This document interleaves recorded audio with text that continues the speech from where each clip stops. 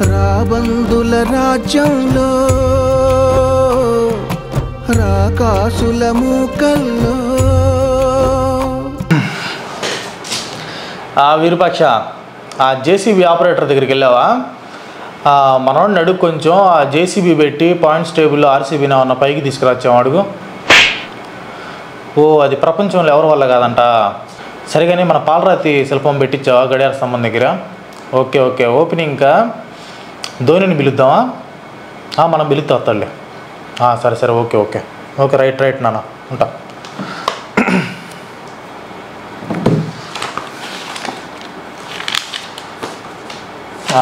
ఇదిగో అడుగు. మనకు తెలిసిన సిద్ధాంతి మంచి పూజలు గీజులు అన్నీ బాగా చేస్తాడు, కానీ దరిద్రం, అష్టకోటమి దరిద్రం, కునిష్టి దరిద్రం, గబ్బు దరిద్రం, పిండాగుడి దరిద్రం, ఏ దరిద్రం ఉన్నా వదిలిచ్చేస్తాడు. కొంచెం అమౌంట్ ఎక్కువ తీసుకుంటాడులే, కానీ పర్లేదు, వర్క్ అయితే బాగుండిద్ది, పెట్టేసుకో. అవును, నిన్న ఆర్సీబీ వాళ్ళు కొత్త రికార్డు కొట్టినట్టున్నారండి. RCB bowlers 4 bowlers half century కొట్టారు. ఐపీఎల్ చరిత్రలోనే ఎప్పుడు జరగలేదు, గొప్ప విషయం. అండ్ జనాలు ఏమనుకుంటున్నారంటే, మన ప్రజానికం ఏమనుకుంటున్నారంటే, మన ఆర్సీబీ బౌలర్స్ ఎకానమీ రేట్ లాగా మన ఇండియన్ ఎకానమీ కూడా పెరిగితే బాగుండు, మన దేశం ఇంకా పెద్ద డెవలప్డ్ కంట్రీ అయిపోయిద్దని చాలామంది గుసగుసలాడుకుంటున్నారులే. అండ్ ఇంకోటి ఏంటంటే, ఆర్సీబీ ఫీల్డర్స్ గ్రౌండ్లో సరిగ్గా ప్రాక్టీస్ చేయడం, అంటే క్యాచ్లు పట్టడం కానీ ఫీల్డింగ్ కానీ సరిగ్గా చేయలేకపోతున్నారు. కానీ బయట మాత్రం గ్రౌండ్లో ఆర్సీబీ ఫ్యాన్స్ మాత్రం క్యాచ్లు బాగా పడుతున్నారని టాక్ వచ్చింది. అండ్ ఇంకోటి ఏంటంటే, ఎస్ఆర్హెచ్తో ఇంకోసారి మ్యాచ్లు ఆడేటప్పుడు ఆడియన్స్ అందరినీ షీల్డ్లు తెచ్చుకోమని చెబుతున్నారు ప్రికాషన్గా.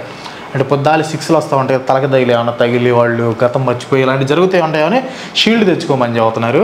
అండ్ ఇంకోటి ఏంటంటే, మనోళ్ళు చేజ్ చేయలేరంట కదా ఆర్సీబీ బ్యాట్స్మెన్లు. వాళ్ళు ఎప్పుడు చేజ్ చేయగలరా చెప్పనా? అవతల బౌలింగ్ కూడా ఆర్సీబీ బౌలర్స్ చేస్తే కానీ ఇటు ఆర్సీబీ బ్యాట్స్మెన్లు చేజ్ చేయలేరంట అందరూ అనుకుంటున్నారు. అంటే నేను కదా బయట టాక్. అండ్ ఇంకోటి ఏంటంటే, అది ఆర్సీబీకి ప్లే ఆఫ్స్కి వెళ్ళే ఛాన్స్ చాలా తక్కువ ఉంది. కానీ ఆర్సీబీ ఫ్యాన్స్ చూస్తుంటే నాకు మదమాశ్చర్యాలకి గురైపోతున్నాను. ఎందుకంటే వాళ్ళు అంత తక్కువ హోప్ ఉన్నా కూడా ఇంకా మా వాళ్ళు ప్లే ఆఫ్స్కి వెళ్తారు అని ఆశలు పెట్టుకున్నారంటే ఏం గుండెరా మీది, ఏం గుండె మీది? గుండె కొంచెం లోపలికి వెళ్ళినట్టుందా? ఎట్టుంది? రికార్డు సృష్టించాలన్నా మేమే, దాన్ని తిరగ రాయాలన్నా మేమే. 287 కొట్టాం. అవును, ఇంకో విషయం మర్చిపోయాను. అది 14 ఓవర్లకి ఎస్ఆర్హెచ్ వాళ్ళు 170 కొట్టారు. మా తలకాయ మామ వచ్చేసి సెంచరీ కొట్టాడు, క్యాచ్ ఇచ్చి అవుట్ అయ్యాడు.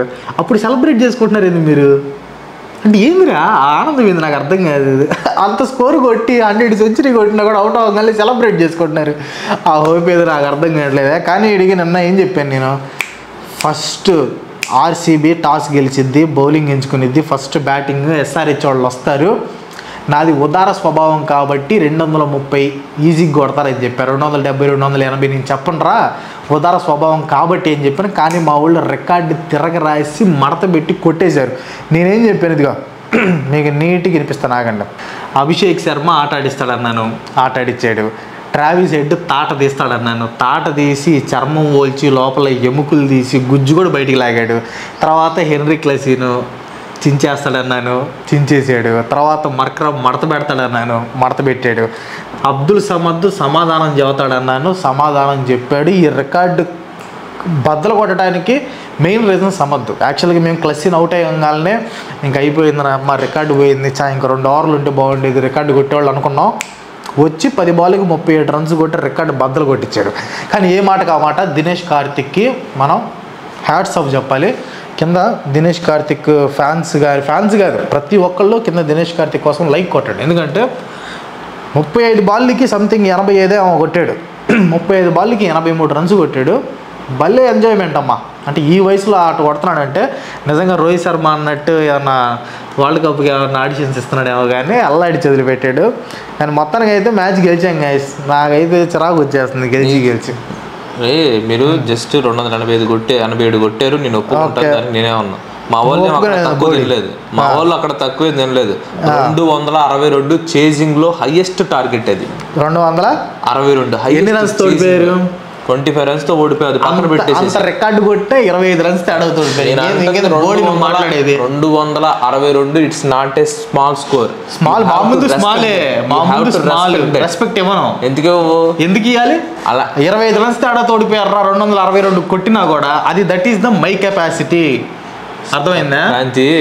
నీకు దరిద్రం, ఆర్సీబీ దరిద్రం. ఇక ఇంకో విషయం ఏందనుకోండి, మెయిన్ విషయం చెప్పడం మర్చిపోయా. ఇంతకుముందు హైయెస్ట్ స్కోర్ ఆర్సీబీ పేరు మీద ఉండేది.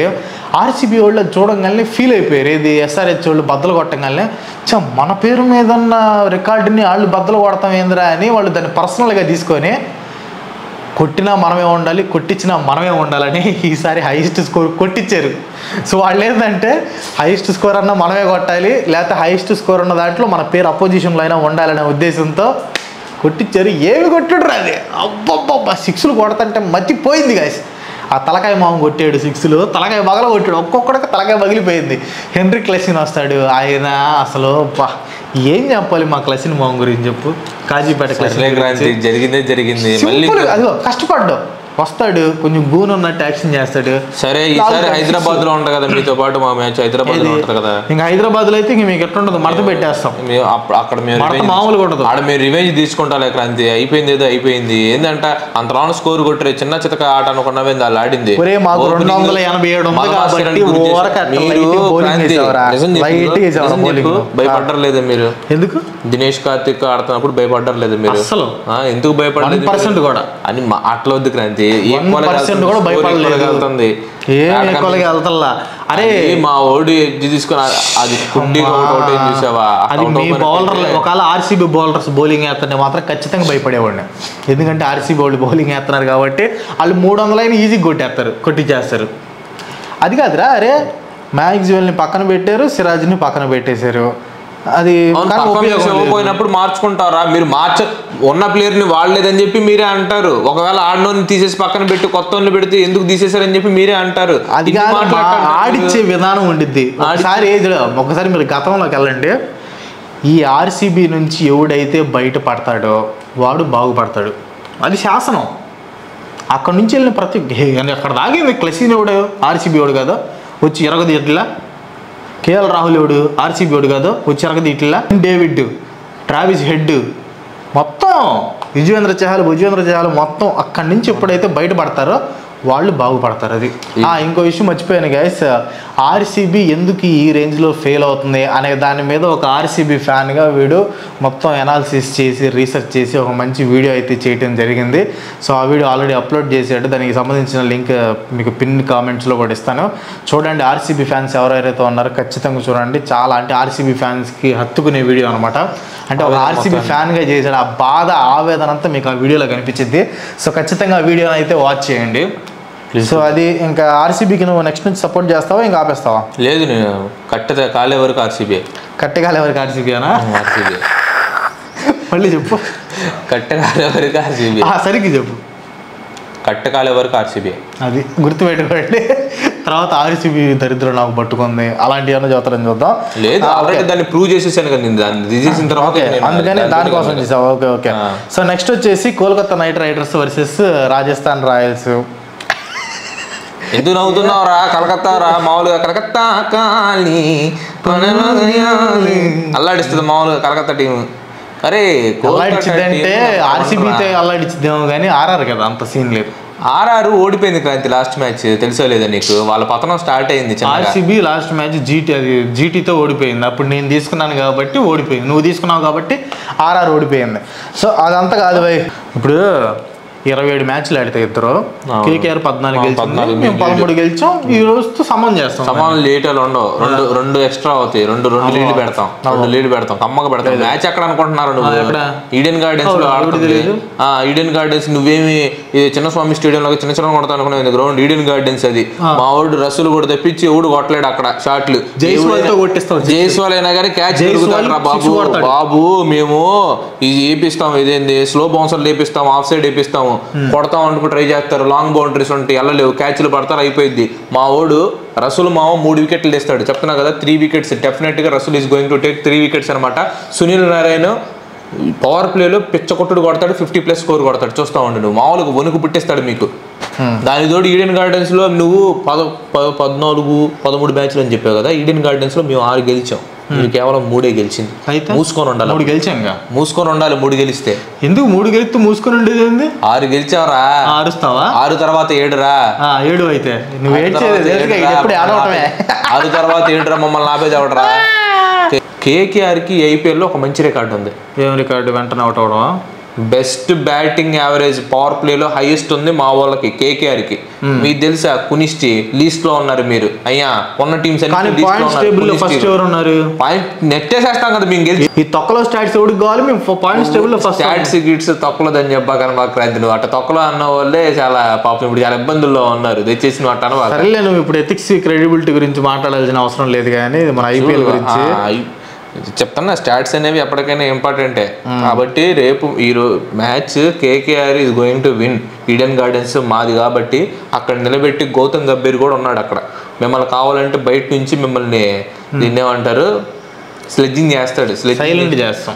స్లెడ్జింగ్ చేస్తాడు, మిమ్మల్ని సైలెంట్ చేస్తాడు. మిమ్మల్ని సైలెంట్ ప్యాట్ కమిన్స్ చేత చేపించారు. సైలెన్స్ ఆడ సైలెన్స్ చేశారు. 262 కొట్టిస్తే అంతలోన ఎగురుతానే ఉన్నారు. బ్యాటింగ్ మ్యాచింగ్ ఓడిపోతే ఓడిపోయి క్రాంతి. 262 గెలవాలి కదా. ఓడిపోతే ఓడిపోయి అంటే నువ్వు 190, 180 లోపు ఆల్ అవుట్ అయిపోతారు అని చెప్పేసి ఏదో ప్రిడిక్షన్ వేసావు. 262 దగ్గర దాకా వచ్చాము మేము. సరే అయిపోయిన మ్యాచ్ ఏదో అయిపోయింది, వదిలేసేసి దాని గురించి దాన్ని తీసుకు బాగా. ఇప్పుడు కేకేఆర్ ఆర్ఆర్ సంగతి చూడు, అరంగేటం చేస్తారు. నా ప్రిడిక్షన్ వచ్చి ఫస్ట్ బ్యాటింగ్ కేకేఆర్ బౌలింగ్ గెలిచి they are going to KKR bowling గెలిచా కేకేఆర్ టాస్ గెలిచి బౌలింగ్ చేసిద్ది. సో ఫస్ట్ బ్యాటింగ్ ఆర్ఆర్ వస్తారు, వాళ్ళు 190+ రన్స్ కొడతారు. సెకండ్ బ్యాటింగ్ వచ్చిన కేకేఆర్ 160+కి అవుట్. సేమ్ నేను చెప్తున్న ప్రిడిక్షన్ చూడండి గైస్. టాస్ గెలిచి కేకేఆర్ బౌలింగ్ తీసుకుంటుంది.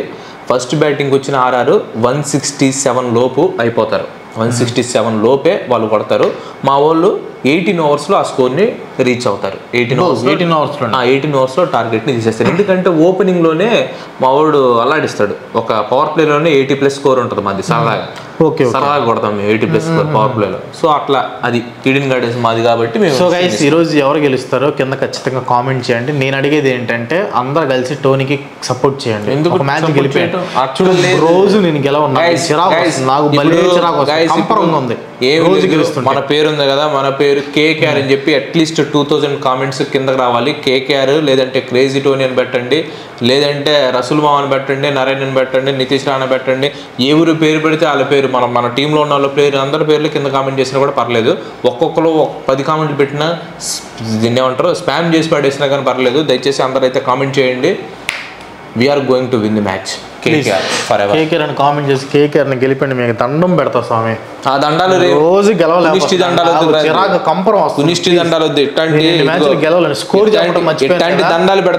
స్కోర్ చెప్పడం మర్చిపోయాను కదా. వాడికి 7 మంది 16.